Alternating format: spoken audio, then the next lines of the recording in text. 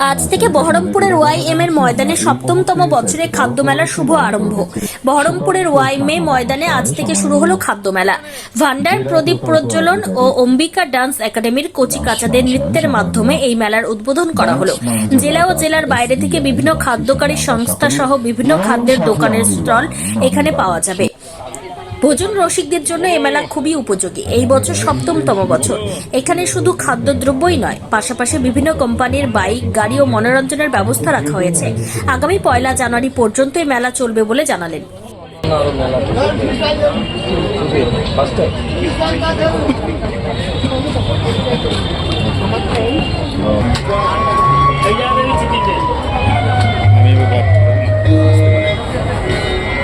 আমরা শুরু করতে যাচ্ছি অত্যন্ত গর্বের, কারণ আমরা সকলে জানি রায়বিংশে এমন একটা নৃত্য ধারা যা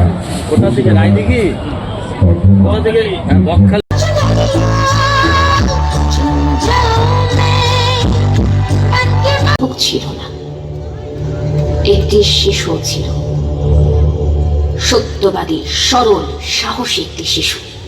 নেমেছে গল্পের রাজা বাস্তবের প্রকাশ্য রাস্তায়। আবার হাততালি উঠছে মুহুর্মুহ, জমে উঠছে স্থাবক বৃন্দের ভিড়। কিন্তু সেই শিশুটিকে আমি ভিড়ের ভেতরে আজ কোথাও দেখছি না। শিশুটি কোথায় গেল? যাও, তাকে যেমন করেই হোক খুঁজে আনো।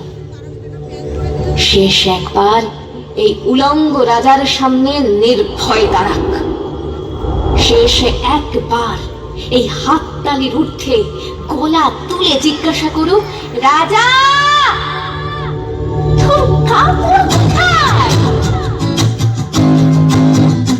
করতে হবে রাজার সুনাম, না হয় তোমার কল্লা যাবে, বিরাট কঠিন শাস্তি পাবে।